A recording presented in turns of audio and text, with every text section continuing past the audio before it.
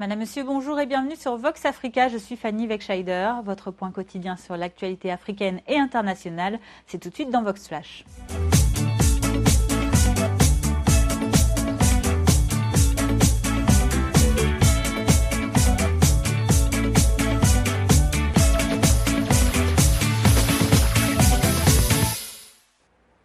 Ouvrons notre flash information de ce jeudi 23 juillet au Cameroun. Nous vous l'annoncions hier soir dans notre journal Vox News. La région camerounaise de l'extrême nord vient d'être frappée par une attaque terroriste. 2 jeunes femmes kamikazes se sont fait exploser dans la capitale de la région, à Maroua, près du marché central. Conséquence de ce double attentat suicide, au moins 11 morts, plus les 2 kamikazes et 32 blessés. Le président Paul Biya, qui a appelé la population à la vigilance, a également condamné ces actes qu'il a qualifiés de lâches et ignobles et perpétrés contre des populations innocentes. Et précisons que l'attaque de Maroua hier est la 2e dans le pays depuis celle le 13 juillet dernier de Fotokol. Alors si l'extrême nord du Cameroun est régulièrement ciblé par les islamistes nigérians de Boko Haram, eh bien le double attentat de Maroua n'avait toujours pas été revendiqué, en tout cas hier soir. Et justement, vous le savez, les attaques du groupe islamiste armé nigérian, Boko Haram, sont redevenues plus fréquentes ces derniers temps au Nigeria. Une situation que déplore le président Muhammadu Buhari, qui depuis son élection cette année a fait de la lutte contre le terrorisme l'une de ses priorités.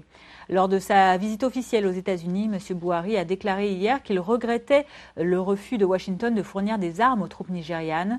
Quant au gouvernement américain, il déclare ne pas pouvoir légalement aider militairement un pays qui est accusé de violation des droits de l'homme, et ce en respect d'une loi introduite par le sénateur Patrick Leahy, c'était en 1997. Depuis le début de son mandat, le 29 mai, le pays de Muhammadu Buhari fait face à une vague de violence. Ce sont déjà plus de 660 personnes qui sont mortes au Nigeria en 1 mois et demi. Par ailleurs, l'insurrection islamiste et sa répression par les forces nigérianes ont fait plus de 15 000 morts et 1,5 million de déplacés depuis 2009. Et pour Muhammadu Buhari, le manque d'aide militaire américaine ne fait que profiter à la progression de Boko Haram dans son pays. Le chef d'État nigérian a ainsi appelé les plus hautes instances américaines à trouver un moyen de contourner la loi américaine en question. Écoutez. Nos forces sont restées largement impuissantes car elles ne possèdent pas les armes et la technologie appropriée qu'elles pourraient avoir si ces soi-disant violations des droits de l'homme n'étaient pas un obstacle. Sans le savoir, et j'ose dire sans faire exprès, l'application de l'amendement de la loi Leahy par le gouvernement américain a aidé et encouragé les terroristes de Boko Haram dans la poursuite de leur idéologie extrémiste et dans leur haine. Par conséquent, j'appelle le bras exécutif et le Congrès américain à examiner comment les États-Unis pourraient nous fournir une assistance antiterroriste plus importante avec le minimum d'attache. Plus nous tardons, et plus mortel devient Boko Haram. Le gouvernement que je dirige est engagé et fera tout ce qu'il faut pour libérer le Nigeria de la menace terroriste. Peu importe le temps que cela prendra, nous récupérerons chaque centimètre du territoire nigérian qui est sous le contrôle de Boko Haram.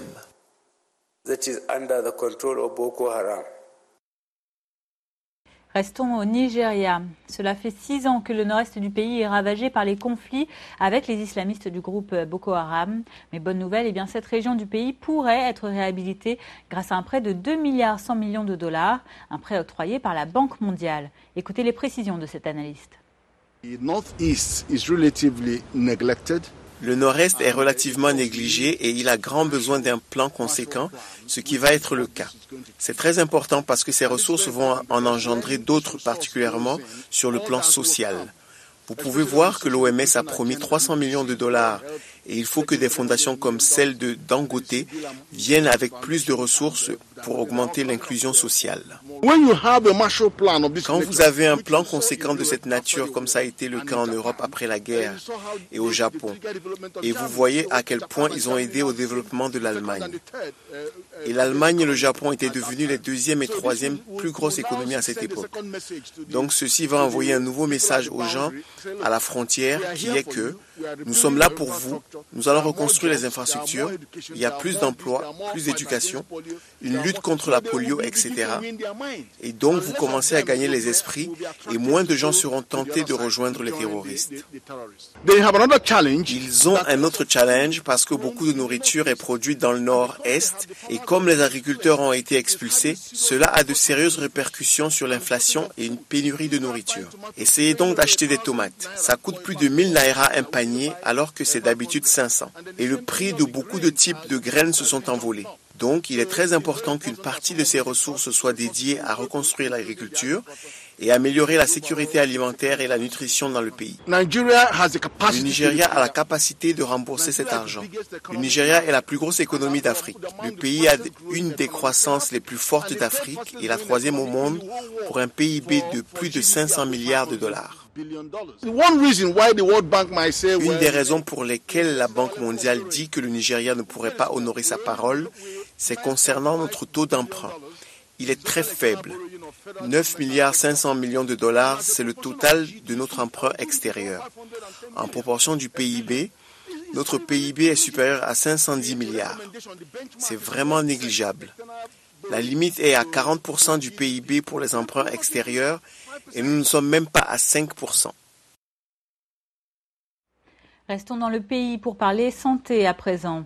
Jusqu'à aujourd'hui, le Nigeria figure encore avec l'Afghanistan et le Pakistan dans la liste des 3 pays au monde où la poliomyélite est endémique. Cette maladie infectieuse qui entraîne souvent une paralysie à vie des membres inférieurs peut entraîner la mort. Les victimes de la polio sont des centaines de milliers selon le fondateur du centre Beautiful Gate de la ville de Jos. Cet établissement est le seul de tout le pays à fabriquer des outils adaptés à ces malades. Ainsi, une 60aine d'employés et d'apprentis fabriquent des fauteuils roulants faciles à entretenir et à réparer et les offrent gratuitement aux malades. Seule condition, ceux-ci doivent suivre des cours dans une école ou encore une formation professionnelle ou bien montrer leur propre affaire. Retour en Afrique centrale. Alors que la République démocratique du Congo connaîtra prochainement toute une série d'élections, l'organisation non gouvernementale Human Rights Watch a déclaré hier depuis Kinshasa être, je cite, profondément préoccupée par le climat de répression qui sévit dans le pays. Écoutez ces compléments d'explication. Avec le président, nous avons parlé beaucoup de l'importance de respecter les libertés fondamentales, surtout pendant une période électorale. C'est-à-dire de respecter le droit de manifester, de réunion, de s'exprimer, de la presse, etc. Et en principe, il est d'accord. Il reconnaît que dans une démocratie, il y a beaucoup de débats, il y a des critiques. Il lui-même parlait de la multiplicité des médias au Congo et surtout à Kinshasa. Mais ils craignent, comme il a dit, ils craignent l'anarchie. Après ça, je lui ai parlé franchement de l'avenir, ce qui est la meilleure chose pour le pays et pour lui personnellement. Et il a l'occasion de jouer un rôle historique pour ce pays. Il pourrait être le premier président de retirer après 2 mandats complets et après une élection juste et libre. Bien sûr, il a des inquiétudes pour le pays, il a des inquiétudes personnelles pour sa sécurité, pour sa famille, pour son bien économique. Mais la meilleure façon de sauvegarder son avenir et l'avenir du pays, c'est de respecter strictement la Constitution. Toujours dans le pays, partons à la découverte de Willem Boulanger. Ce Belge âgé de 83 ans est un amoureux de la nature, mais aussi de la République démocratique du Congo, où il habite depuis 56 ans. Dans sa résidence qui est située près de Kolwezi, dans la riche province minière du Katanga, M. Boulanger entretient depuis des années une dizaine d'animaux. Son rêve, créer un jour une réserve animale. Alors sur les 16 000 hectares de savane herbeuse de son terrain, M. Boulanger espère pouvoir réintroduire une vingtaine d'espèces mammifères qui peuplaient autrefois le plateau. Des zèbres, des phacochères, des gnous, des girafes, des léopards ou pourquoi pas des guépards. En tout cas, si le bâtiment d'accueil des visiteurs est achevé, tout n'est pas encore fini. Rien que pour clôturer 4 000 hectares de surface avant la réintroduction des animaux, il manque 100 000 $ à M. Boulanger, qui dit avoir déjà englouti une bonne part de ses économies dans son rêve. Et je propose d'écouter ces détails de M. Boulanger et de son associé congolais qui nous explique comment elle compte concrétiser ce projet. Dans la barrière, les gens viennent pour vendre, ils proposent, voilà. Alors, qu'est-ce que tu as besoin? J'en fais passer, je leur ai dit, un éléphant. Ah bon, ça va, on va chercher. J'aime la brousse, je venais régulièrement en voiture et je connaissais absolument tout cet endroit. Très bien. Et alors, je l'ai repéré, je vous l'ai dit, par hélicoptère. Et avant ça, quand je pilotais, je venais régulièrement passer ici au-dessus et regarder un peu tout ce qui s'y passait. Voilà. Le projet en soi, je pense que ça en vaut la peine. Et puis de deux, c'est quoi de mieux que la nature? C'est un beau cadre. Donc pour moi, le meilleur est à venir. C'est pas grand-chose aujourd'hui, mais je suppose que en y mettant plus d'investissement, de volonté, d'ici quelques mois, quelques années, ça sera quelque chose de très grand. À l'international, Dylan Roof, l'auteur présumé du massacre de l'église de Charleston aux États-Unis, vient d'être inculpé. Après son assassinat de 9 personnes afro-américaines le 17 juin dernier, le jeune homme de 21 ans sera donc jugé pour crime raciste, selon l'annonce faite hier par les autorités fédérales du pays. Dylan Roof, qui s'affirme partisan de la suprématie blanche, encourt la réclusion criminelle à perpétuité ou encore la peine de mort. La ministre de la Justice, Loretta Lynch, n'a cependant pas encore décidé si elle réclamerait la peine capitale dans cette affaire. Et justement, je vous propose de l'écouter. Nous sommes ici afin d'annoncer que le grand jury fédéral de Caroline du Sud a produit 33 chefs d'accusation contre Dylan Storm Roof, l'accusant au niveau fédéral de crimes racistes pour meurtre et tentative de meurtre par arme à feu contre les paroissiens afro-américains de l'église Emmanuel African Methodist Episcopal Church à Charleston, en Caroline du Sud, à cause de leur couleur et dans le but d'interférer avec la pratique de leur religion. Une telle violence à caractère raciste est une forme authentique de terrorisme. Au Royaume-Uni, l'un des plus vieux manuscrits du Coran vient d'être découvert. L'ouvrage vient d'être trouvé à la librairie de l'université de Birmingham. Les feuillets manuscrits étaient conservés depuis près d'un siècle au sein d'une collection de livres et de documents du Moyen-Orient, sans que personne ne soupçonne son ancienneté. Et c'est lorsqu'une chercheuse italienne s'est penchée de manière plus précise sur ce texte pour préparer sa thèse de doctorat que l'université a décidé de réaliser une datation au carbone 14 du livre. Et la surprenante découverte a permis de dater ce Coran, écrit à l'encre en hijazi, un style calligraphique arabe ancien, entre 568 et 645 de notre ère, avec un degré de certitude de 95,4%. Le prophète Mahomet, lui, a vécu entre 570 et 632. Et je vous propose d'écouter ses explications complémentaires. Les parties du Coran qui sont contenues dans ces fragments sont en effet très similaires au Coran que nous avons aujourd'hui. Donc, ce qui tend à soutenir le point de vue que le Coran que nous avons maintenant est plus ou moins très proche du Coran des premières années de l'islam. Terminons ce Vox Flash avec un retour en Afrique. Une nouvelle vague de comédiens fait fureur au Zimbabwe, un pays à l'économie pourtant ruinée.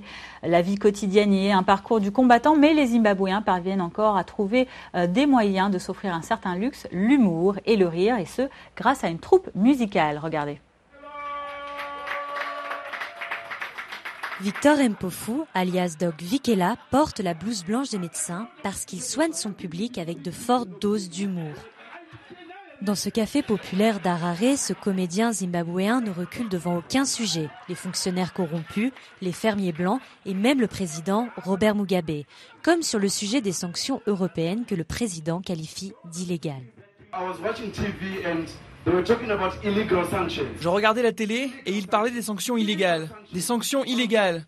Je me suis dit, si la situation est si dramatique et que nous avons déjà des sanctions illégales, qu'est-ce qui va se passer quand nous aurons des sanctions légales ? On va tous mourir.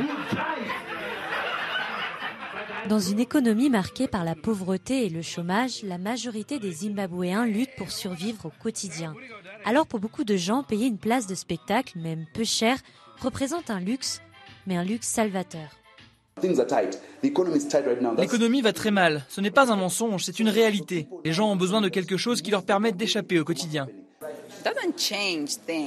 Cela ne change pas la situation, mais peut-être que comme ça on prend les choses plus à la légère. Parfois il ne faut pas tout prendre trop sérieusement, sinon tu te rends malade et tu meurs. Au Zimbabwe, insulter le président est un crime passible d'1 an de prison. Une des lois passées par Robert Mugabe au pouvoir depuis 35 ans. Mais une nouvelle génération de comédiens émerge depuis quelques années, prête à défier les autorités malgré les menaces et les arrestations.